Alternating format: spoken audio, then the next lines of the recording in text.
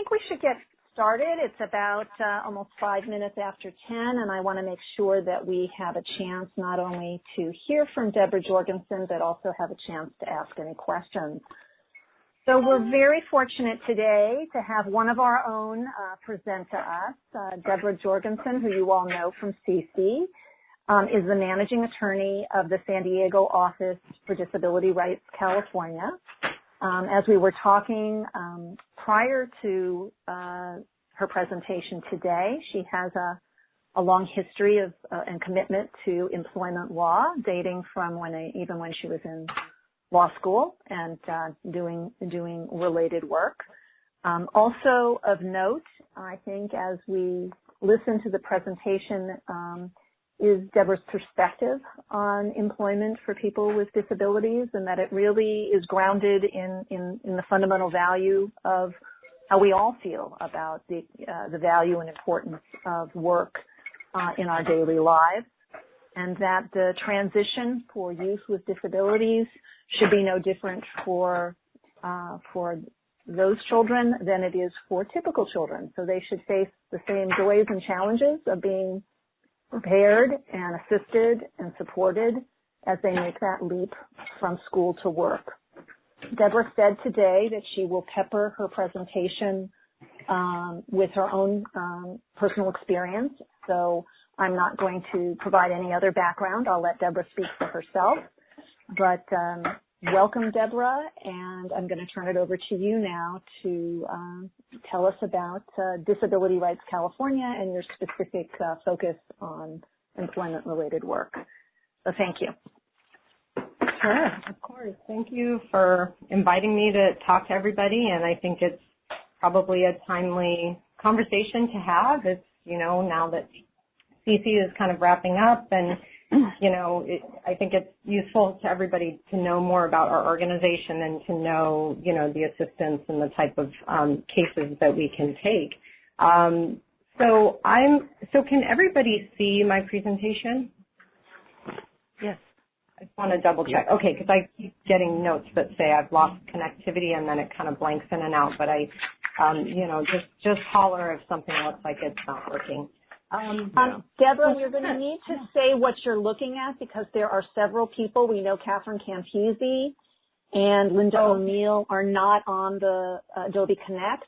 I'm working so you will need to walk people through what's on the screen as you go through your presentation. I'm trying to get on right now, so I'll be on, but there may be others. Yeah. So I can just... so the materials I'm going to use are actually our annual report from 2015, which I think gives kind of a nice overview of our organization and what we do and how we do it. And then I'm also going to talk about our advocacy service plan, which is a very in-depth planned, basically our project plan for what we want to do with all of our resources each year. So they're both available, publicly available on our website. And so that's what I'm going to follow. And I'll just be reading bits from those reports and then also just adding to that, some additional information. So I'll talk through everything that I'm referencing on the screen.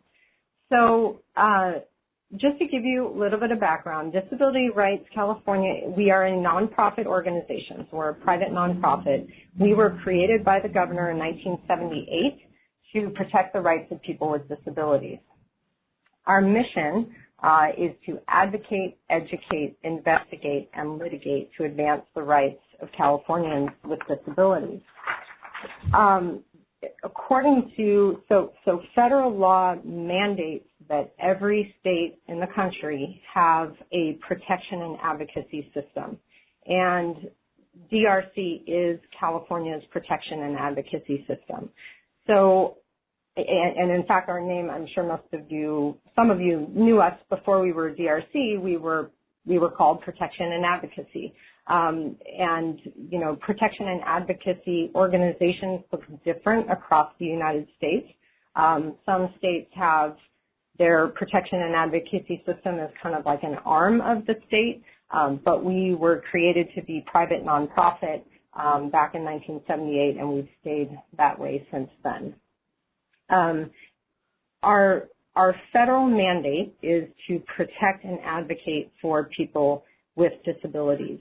And that's meaningful because we, probably the side of DRC that doesn't really overlap with employment much is our investigatory duties under the law to go into facilities and make sure that people with disabilities are free from abuse and neglect. And I'll talk a little bit more, just a little bit more about that in a few pages.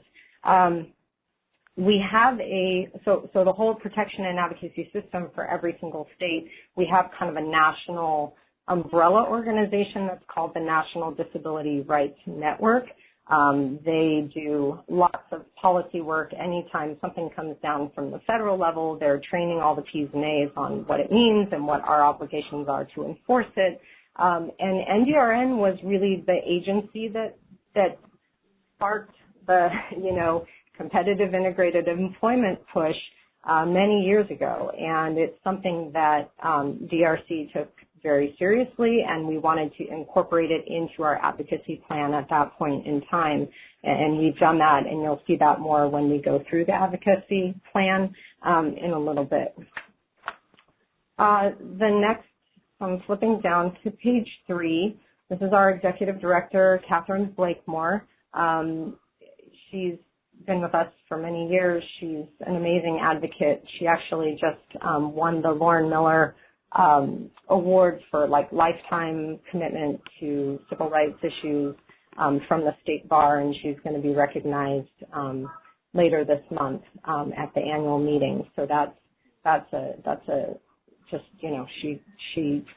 she embodies the work that we do, and she's a wonderful leader. And so some of her words I think are very poignant because she really emphasizes what we do, and really we fight to end discrimination, stop abuse, and advocate for critical services for people. She talks a little bit in her year in review here about the Olmstead decision that came down from the U.S. Supreme Court about 15 years ago, which decided that people with disabilities could not be unnecessarily segregated in institutions. And we continue to make that mandate a reality. We continue to do lots of work in deinstitutionalization. We've been instrumental in helping developmental people leave developmental centers and go into the community, and we continue to do that work. And I think, Olivia, you were the one that I first heard kind of use this phrase that really the work with competitive integration is like phase 2 of deinstitutionalization. So, we're going to pull people out and pull them into the community for their day-to-day living, but now we also need to pull them into the day-to-day activities that everybody else does, which includes employment. So we are charged with every single employee in our agency is a mandated adult dependent. If there's an adult dependent who is a person with a disability who is basically dependent on a system or an entity for their safety and well-being, we are required to report if there is any kind of neglect or abuse on behalf of that person. And so that's a huge charge, because anytime we get a call to the agency saying, my son's been in an institution and I think he's being abused, we have to stop everything we do, file a report, and that goes to our investigations unit to pick up the ones that need to be looked at more closely. Along with this mandate is also, protection and advocacy systems have a very broad access to go into facilities and monitor and look for abuse and neglect. So we also have a very, broad mandate to be able to go in and do that kind of work.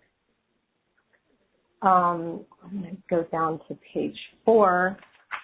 This says how we make a difference. And so one of the things I want to explain is that we have lots of different ways that we can help people and fulfill our mission. And that includes representing clients at hearings, filing lawsuits, providing material, information, training, and referrals to people promoting self-advocacy, trying to educate people how to advocate for themselves. We do advocacy for public policy changes. We have a whole separate unit in Sacramento that just works on public policy and communication with the public. And we conduct investigations and monitor service delivery throughout the disability system.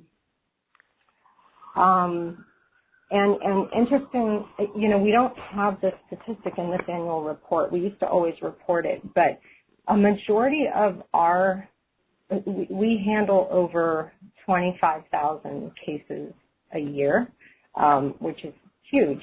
But a majority of those cases are at a lower level of service. That doesn't mean that we're litigating 25,000 times. What that means is that we always try to resolve disputes at the lowest level possible. So if somebody comes to us and says, they're a pretty good self-advocate and they say, here's my situation, we might say, look, we're going to give you some really good resources. We have tons of publications on our website that are just full of good information. Go, take those steps, and then if you really still get a denial, come back to us and we'll see if we can represent you. So we do a lot of just counsel and advice, educating people, having people go out and self-advocate. And then, we try to negotiate. We try to hold meetings and get things resolved more easily. We really only litigate when we have to. And it's the majority of cases of those 25,000 are somewhere below the litigation level.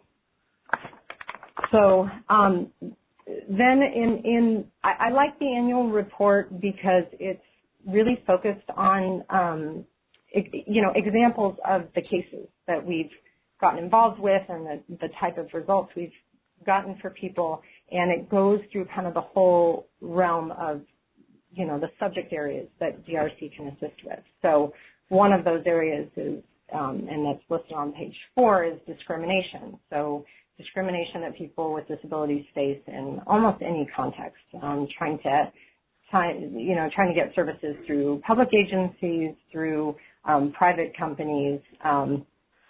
That charge is very broad. Our discrimination work is probably the bulk of the work that we do in the legal units, but it also includes employment discrimination. So once a person with a disability is employed, the types of discrimination that people face and in not being given reasonable accommodations or, having various problems with their employers. So that's included here.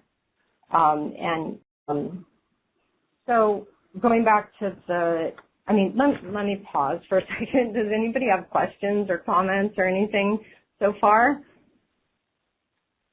It's still so weird to me to talk to a computer. So if anyone, I'm happy. No, we're here. We're here. I know that it feels like a blank slate a little bit. I can appreciate the challenge, but you know that we're listening, and I think you're setting the stage very aptly for us to understand the work. So thank you. Okay, and if anybody, I'm happy to interrupt. I'm happy to take questions along the way. So just shout out if you want me to stop and go back to something.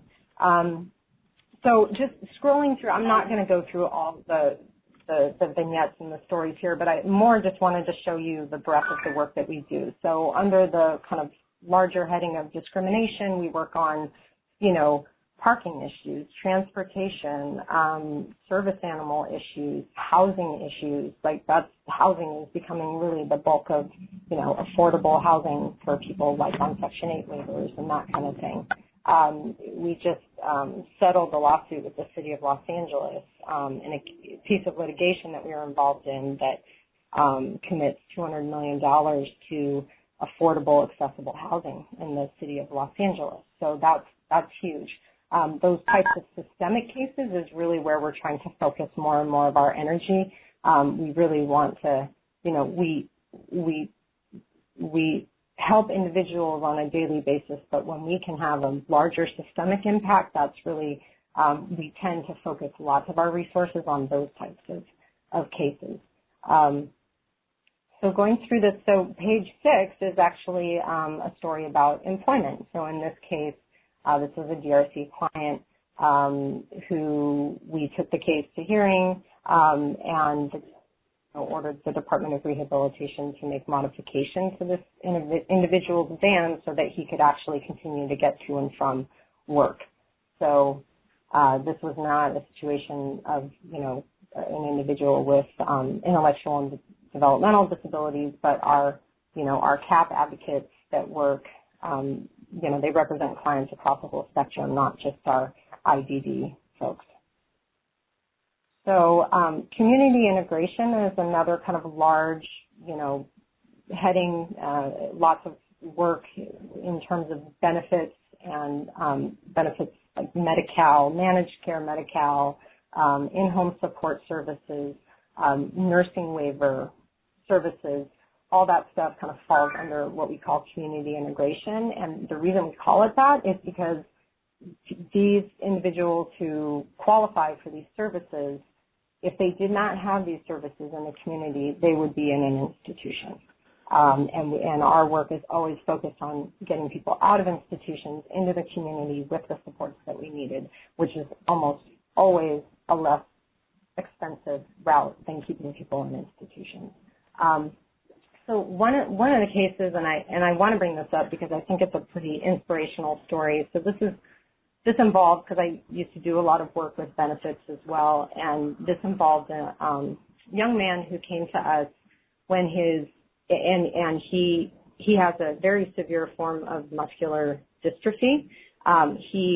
By the time he came to us as a client, he was only able to move one finger out of his whole body. So he was, had a trach, he was, on a ventilator and had lived like this for many, many years. When the EPSDT program, which covers children in terms of healthcare for children, when that phased out, when he turned 21, his nursing hours were basically cut in half when he moved into the adult Medi-Cal program. And so we went to hearing, he went to hearing actually himself. He did not get a favorable decision, and then, we filed a lawsuit on his behalf to try to get him the nursing services that he needed. When he lost the services, he was actually a student at UCLA, and he had to drop out of school and move home so that his mother could provide voluntarily all the basically nursing care that he needed that had been cut. We were involved with that case, and then his younger brother, who had the same type of very debilitating, muscular dystrophy, basically was in the same situation as him, was then phasing out of the EPSDT program at the age of 21. And the state was similarly going to cut the hours about in half for him as well. And the state's assumption was that that the mother should be able to pick up all 24-hour care for two boys who needed basically 24/7 monitoring, suctioning, just to stay alive.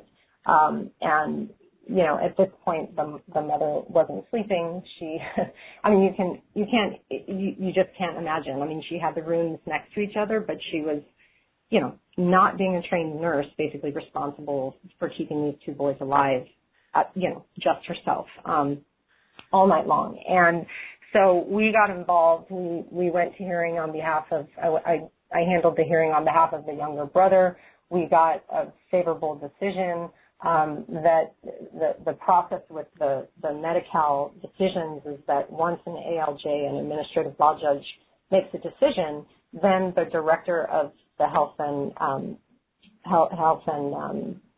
DHCS, sorry, I don't know why the acronym is missing me, but the Health and Healthcare Services Department, that director can basically reverse or change the decision in any way that person wants to.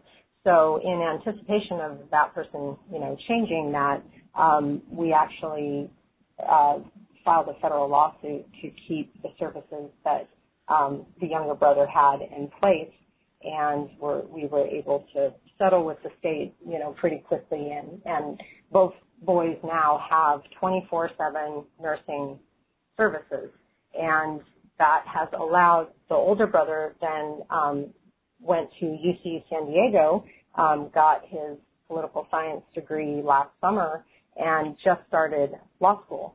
in about a month ago. And, you know, and so just watching him progress and do the things that he's capable of doing, it's just very meaningful work, and that's how essential the community integration and these other benefits can be, because you need things like nursing care services and in-home support services.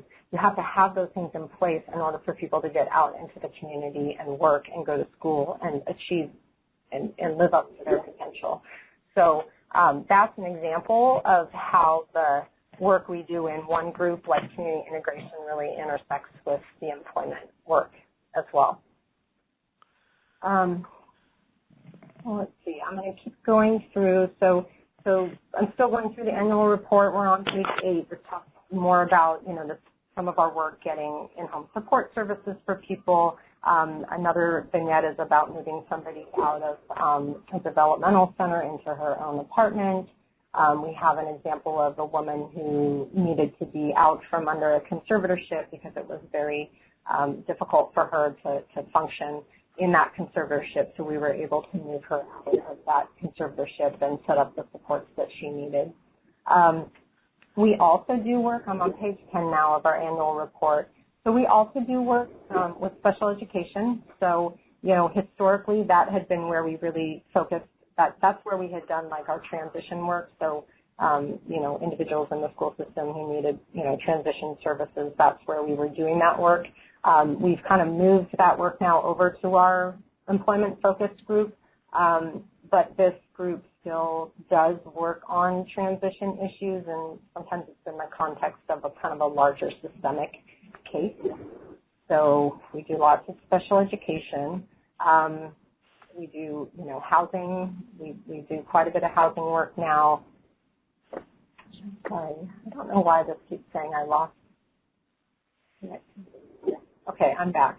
And then we do a lot of work, and this is kind of a newer thing that we're doing, a lot of work in jails and prisons and making sure that the ADA is enforced in those settings. So we use a lot of our access authority to go in and look at conditions and make sure that people are receiving what they need to in terms of people with disabilities are getting the supports that they need even inside jails and prisons.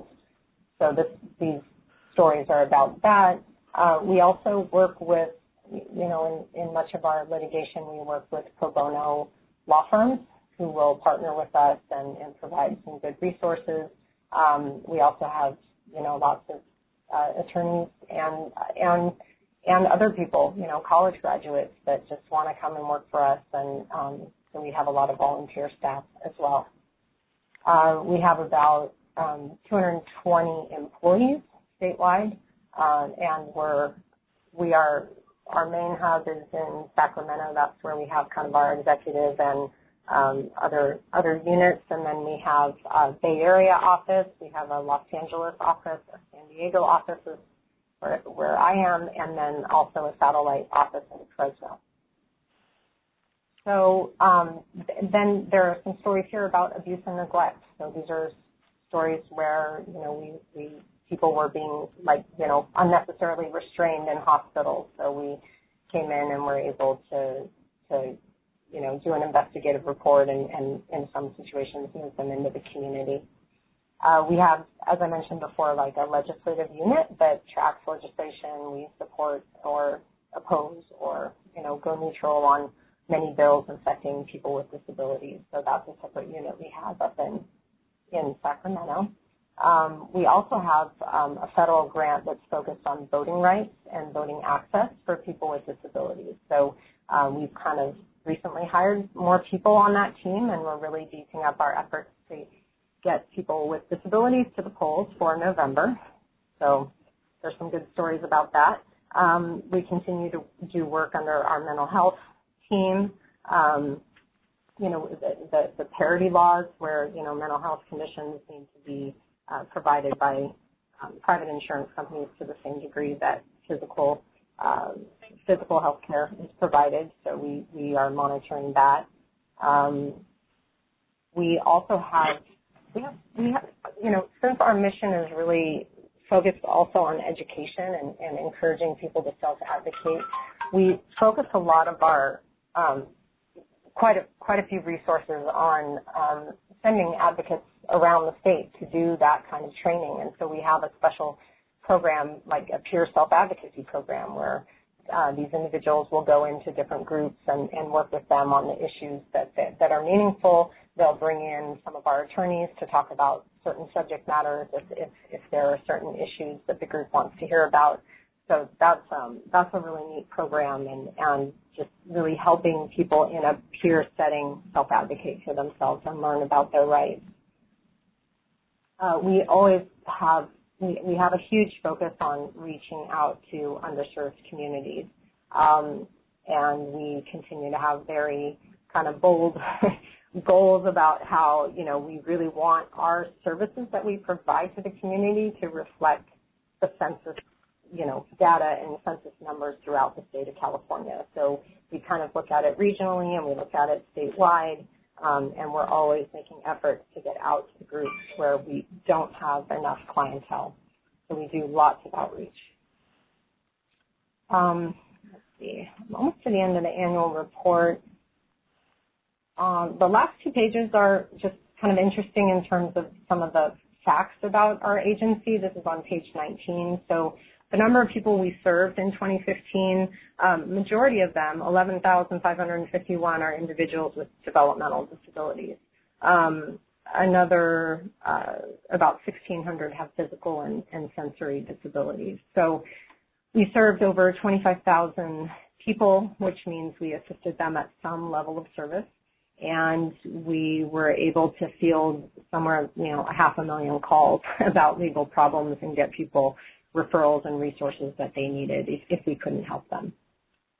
The number of people educated, so I was just talking about our outreach efforts. So for the 2015 year, we had 807 trainings and outreach events throughout the state of California, and we trained or educated over 40,000 people. So we really do get out to the communities and are always, I mean, if you have folks in your networks and you need trainings on certain issues, please, reach out to us, because that's what we're here to do. That's one of our main focuses.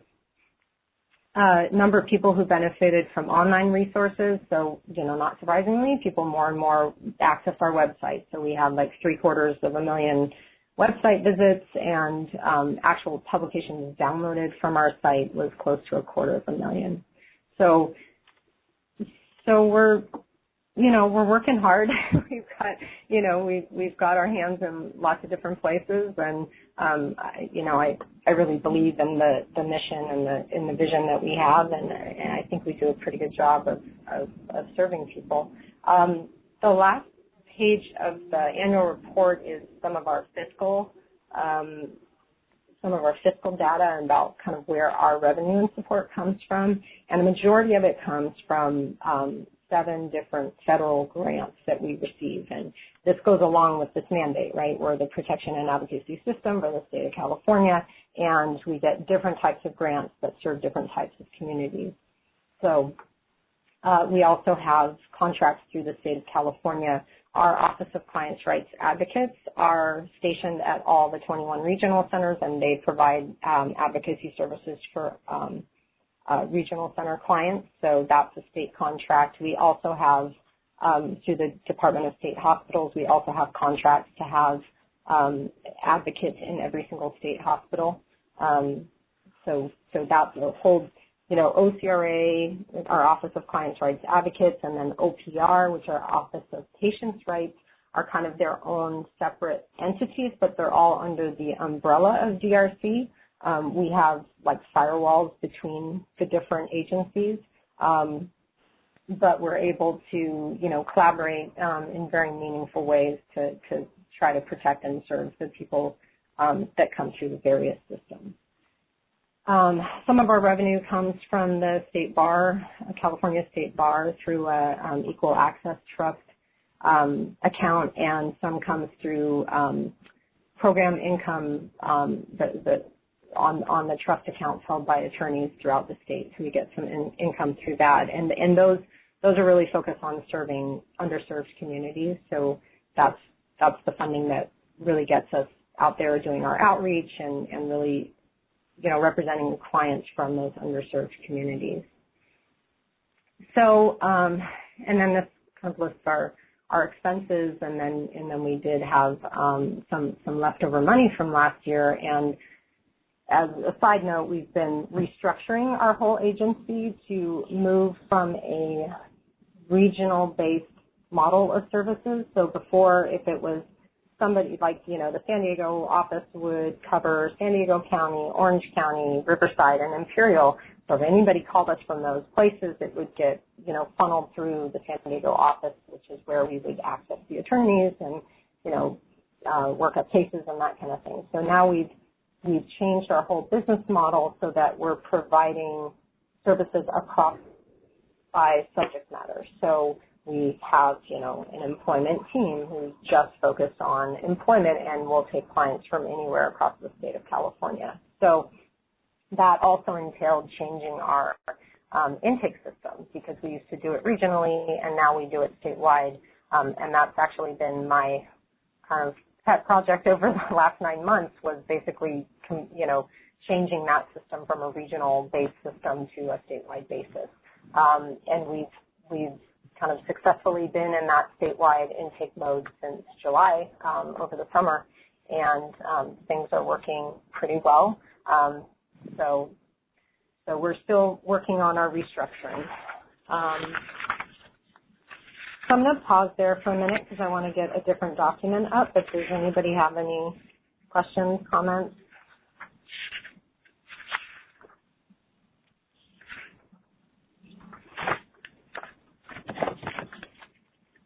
No? Okay. All right. Let me go over to... Deborah, this is Gina. I have a question. How is, I know, let's say, for instance, I live in Los Angeles, and there are a couple different nonprofit organizations that also, it does seem like what they do kind of crosses over with Disability Rights California. So there's disability focus and possible litigation. So I guess my question is, this statewide organization with regional offices, how do you or don't you interact with other organizations that may have some intersecting mission purpose that you do? Thanks for that question. Yes, we work with, we're on the same page. We're very much, interested in working collaboratively with other agencies that are focused on the same population, and there are times when that relationship is more of like a referral relationship where, we know we don't have the resources to do something, and we'll try to get a person to an agency that we think might have the resources.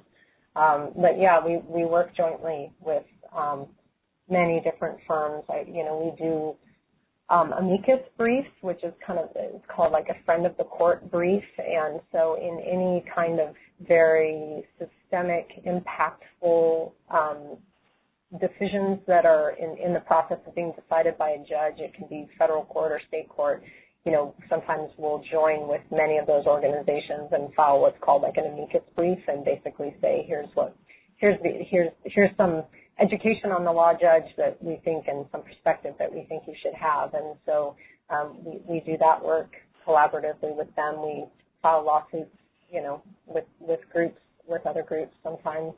So yeah, we work very collaboratively with other groups. Thank you. Yeah, and just to kind of explain too, the protection and advocacy system by federal mandate is supposed to be a provider of last resort.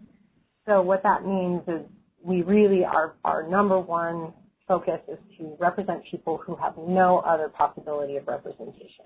So that could mean there are no other attorneys out there, there are no other agencies that will even do that kind of work, which is the case in a lot of, most of what we do. You don't get attorney's fees from it. So therefore there are no private attorneys that would do that kind of work. So if the private bar handles it, or, the person has like an advocate or somebody that could already help them, we're going to explore those other options for people, and really our mandate is to help the people who have, we are a provider of last resort, and we help the people who have no other possibility of representation. So, and there's some other organizations too that have, every legal service, like a legal service agency or other agencies that focus on disability rights, I mean, they all kind of get their funding from different places. They have different program requirements. So sometimes there's a great intersection, and other times, I mean, a good example has been like eviction cases. So kind of historically, I think we're starting to take more eviction cases now, but historically that's something that like legal aids have done. But they may not always have the expertise on disability issues to do that work. So what we have always done in the past is say, contact legal aid, but if that attorney from legal aid needs technical assistance on the disability issues, we're happy to provide that. So sometimes the level of service we provide is really just technical assistance to attorneys who are willing to take the case but need more education on the disability side of the law. Deborah, this is Catherine Campisi. Can you talk a little bit about the Client Assistance Program for Department of Rehabilitation clients, which would be preparation for work? I don't know if people know that. Can you tell us how that functions? Sure.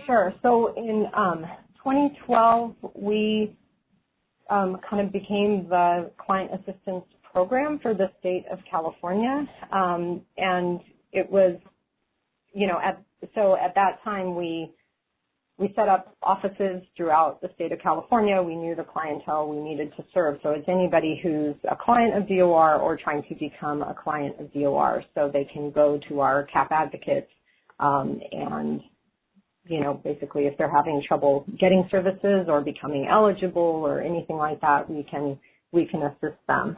And in fact, Catherine, some of the vignettes I want to give involve DOR and our client assistance program, and really a lot of the work that we do individually that kind of informs the policy things that Andy and I bring to CC. It really trickles up from the clients we get through our client assistance program, who, some of them are trying to access services from both DOR and regional center, and they just need help navigating things. So I'll talk about a couple kind of case scenarios where we've been successful in helping people, specifically with competitive integrated employment. Great. So, okay. So any other questions? Okay, so I'm going to switch now to, this is our advocacy plan. We do a large kind of overhaul of our plan every 5 years because the basic goals and the types of cases that we want to take, we have to change with the times. And so, whereas probably our last advocacy service plan before 2013 didn't have much about employment, you'll see in this one, employment is sprinkled everywhere.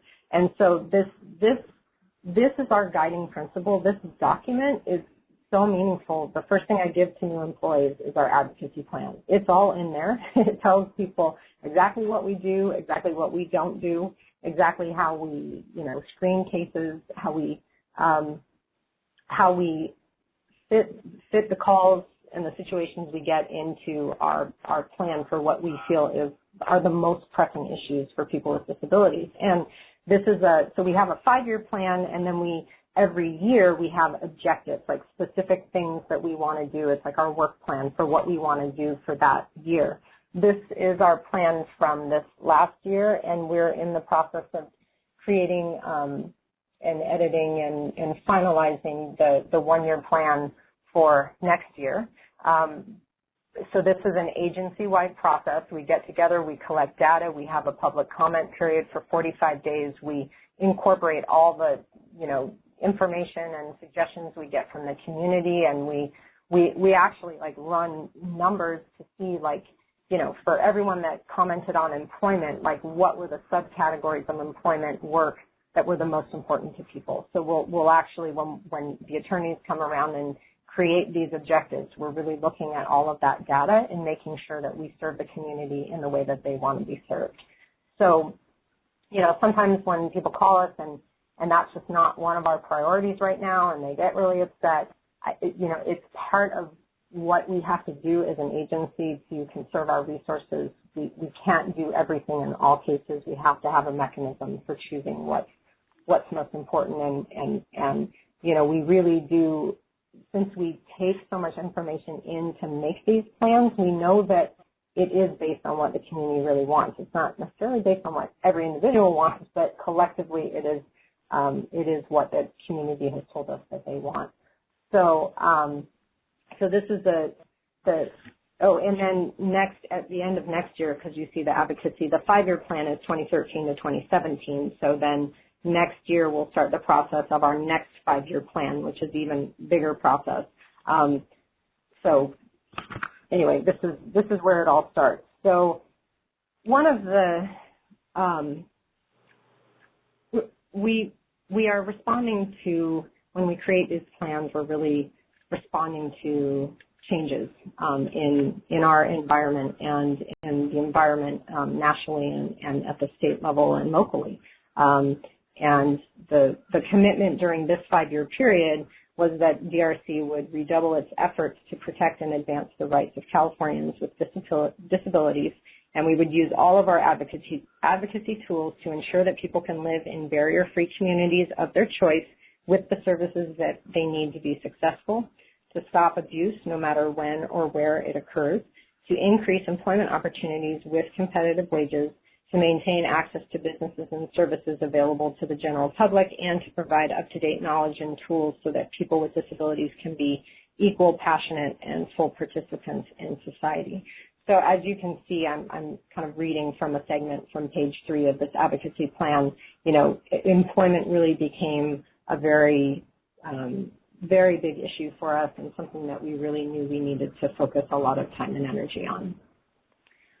Page 4 talks about our vision for the work that we do. So we envision a barrier-free, inclusive, diverse world that values each individual and their voice.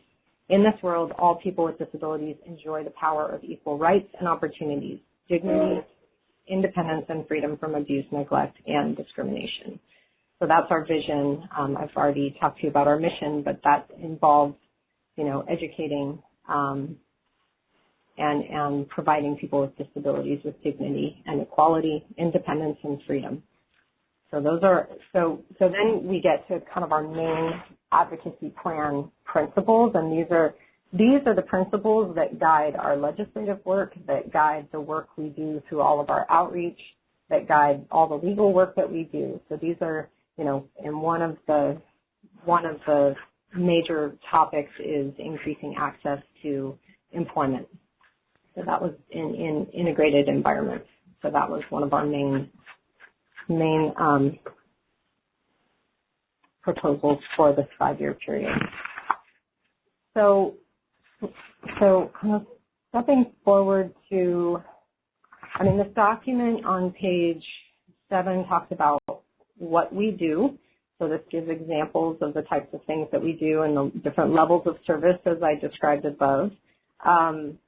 Here's some examples of the things we can help with, and we really already went through this in the annual report, so I don't want to spend a lot of time on this. I want to hone in at this point on the employment side.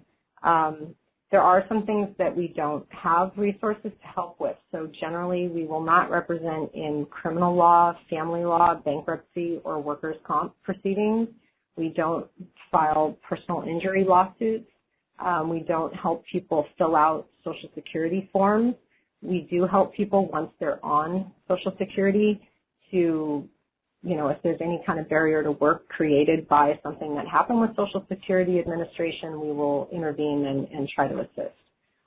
We do not assist people to get guardianships or conservatorships, and we don't handle issues that are unrelated to an individual's disability. And we really focus on the issues that we're outlining in our advocacy plan when we say yes or no to people. the next section talks about whom we help. So this, who we help, depends on the federal grant that we use to help people, and I'll talk more about that at the very end. The next page 11, this is how you can get help. This gives the number to each of our regional offices. As I was saying before, we've just restructured the way we do intake. So now our 800 number, which is the same as it's been, the 776-5746, is actually dedicated solely to intake. So if you have clients or have people that call that number, but they really don't have a legal issue, they just want to talk to somebody in a regional office, they can get forwarded to somebody in the regional offices. But we have kind of now, where we used to just answer the phone, you know, one person with everybody, we kind of have like two buckets now. So we have our intake bucket, which is everything that comes through as a legal issue, and then calling the regional offices for pretty much anything else that you would need. And we have lots of things going back and forth right now, so it's going to take, but this is just, you know, part of our education back to the community is that this 800 number is now exclusively for intake.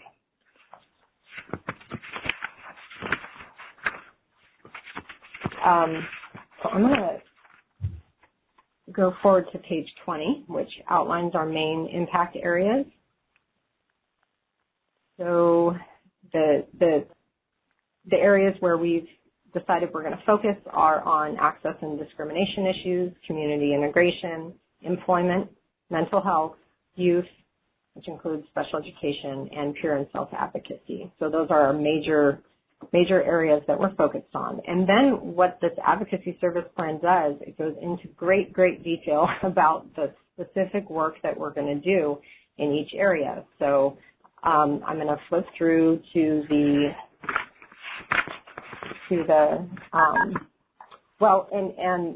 employment is kind of sprinkled through several of these impact areas. So for instance, under access and discrimination, we have a specific goal to address discrimination in employment. So that's one of our specific directives. So that's where we would that's where we house that discrimination work. So then we get to community integration, and like I talked about before with the example of the case that I had handled some time back, you know, sometimes you see overlap between, I mean, if a person doesn't have adequate nursing and IHSS hours, they may not be able to get out to the community to actually work. So sometimes we have to address the benefit side of it through our community integration team, you know, and then that allows the person to have the supports they need to go out and look for and participate in employment.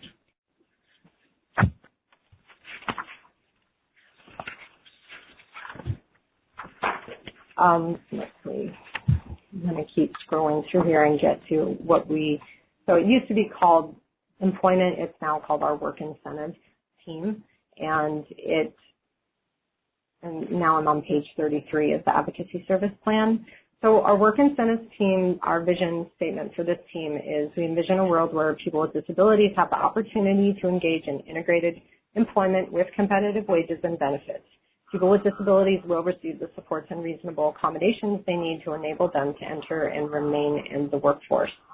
So this is our vision for the group. Our first goal is increase access to integrated competitive employment.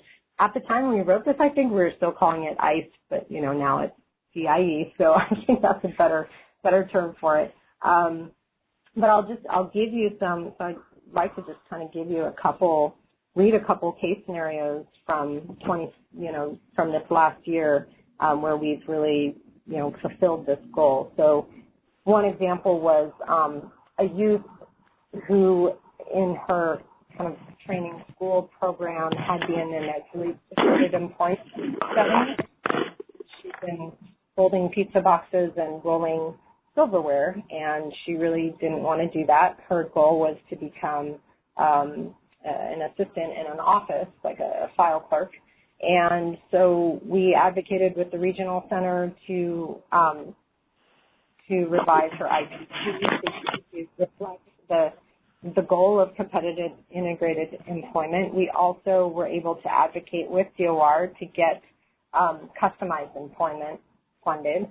And so she's basically in training right now, and they're in the phase where they're trying to match her with an employer. So that was, one example of somebody who moved from like a group supported employment structure, really wasn't what she wanted to be doing, and then having to go through the process of getting the IPP modified with the regional center, and getting the support in place through the Department of Rehabilitation. So that's one example. I have a couple others. So one is Deborah, yeah. I just want to flag you that we only have a few more minutes, so perhaps you kind of want to bullet a couple of things that you think are most critical and kind of help us with a sort of a wrap-up takeaway of what you'd like people to know as we move forward in terms of DRC as a resource. Okay, yeah, I'm sorry. Thank you for the time check. So, so I'll just kind of finish flagging in the plan. Maybe I won't go through the vignette. Sorry for background noise, but I can certainly circulate some of those if people are interested to see some of the cases we've been involved in. Some of them involve, people who were in sheltered workshops who didn't want to be there, and we were able to work with both the regional center and DOR to get them out and in the community with the services that they needed. And, we continue to work on the transition cases as well. So this is where so under the work incentives goal, the goal 2 is where we do all our CAP work, so advocate for the rights of individuals seeking and receiving the Rehab Act funded services.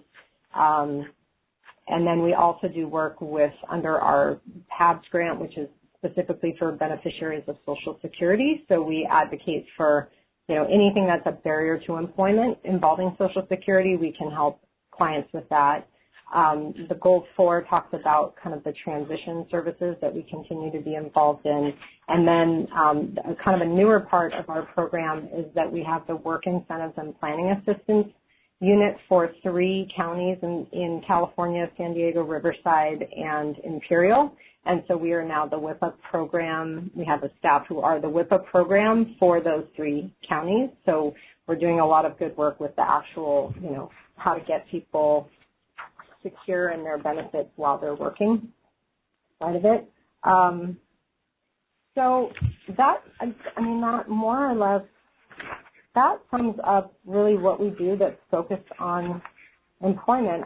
I'm happy to take questions in the last few minutes that we have, but please know that you can always, we have kind of what's called like attorney of the day. So if you're a professional and you're calling us about something a little more systemic, or you want to have training set up, feel free to reach out to me or, anybody on our work incentives team. But I'm happy to be the first point of contact for that. And, we're happy to do trainings. We're happy to do outreach to different communities. And we're always available to take cases, but we need the person with the disability to actually contact us, or somebody who's kind of authorized to speak on their behalf. So sometimes when we get calls from like providers who want us to work with their clients, we really need the client themselves to contact us, because our mandate is to serve the people with disabilities, and we really can't serve people who are not authorized to speak on that person's behalf. So.